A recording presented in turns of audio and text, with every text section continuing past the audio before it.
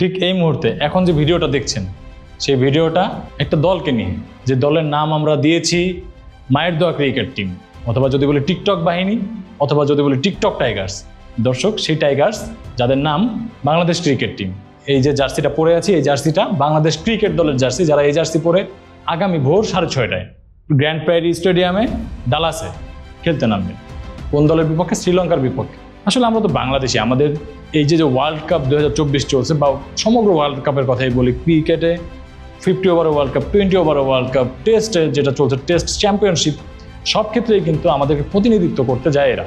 এখন ব্যাপারটা হচ্ছে এত কিছুর পরেও কাল যে খেলা, আমরা কিন্তু সবাই বাংলাদেশ প্রেমী, আমাদেরকে তারা প্রতিনিধিত্ব করছে, আমরা কিন্তু খেলা দেখতে প্রস্তুত। এখন গতকাল যে ম্যাচটা হয়েছে, যে পাকিস্তান আর যুক্তরাষ্ট্রের খেলা, পাকিস্তান যুক্তরাষ্ট্রের কাছে হারছে, সুপার ওভারে হারুক, হারছে তো।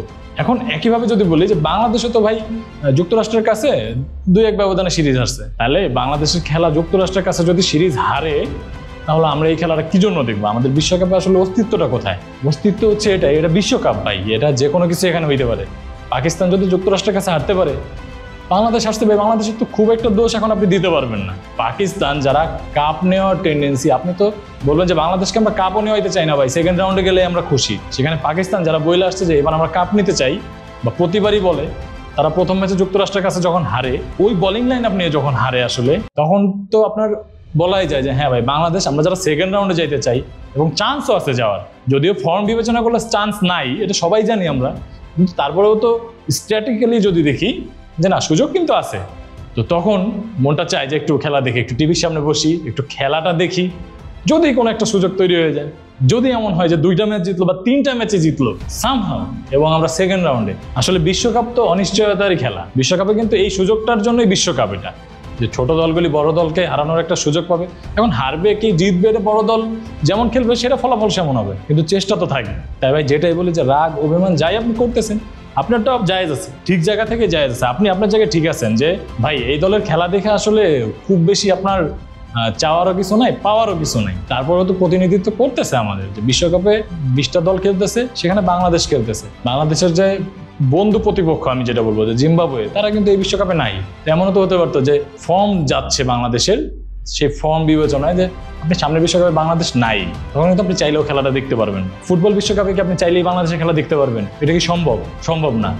হয় আপনি আর্জেন্টিনার সাপোর্ট করতে হয়, না আপনার ব্রাজিলের সাপোর্ট করতে হয়।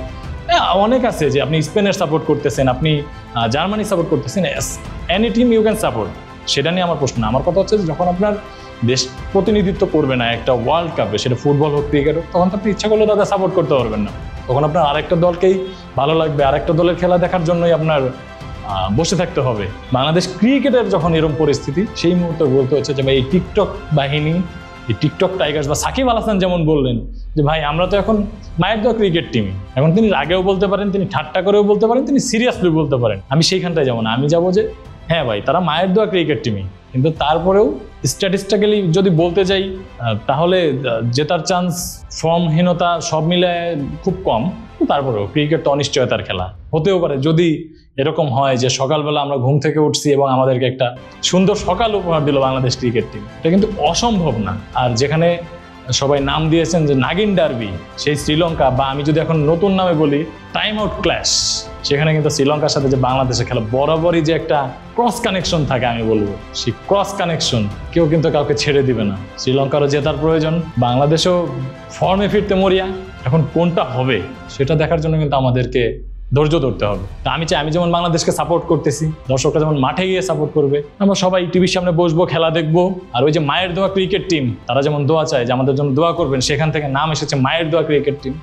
অবশ্যই দোয়া করি, বা আমরা সবাই দোয়া করব বাংলাদেশের পক্ষে একটা ফলাফল আসে, এবং আমরা সবাই কালকের সকালটা একটু সুন্দরভাবে উদযাপন করতে পারি। ধন্যবাদ সবাইকে, ভালো থাকবেন। আইকন স্পোর্টসের পর্দায় চোখ রাখবেন।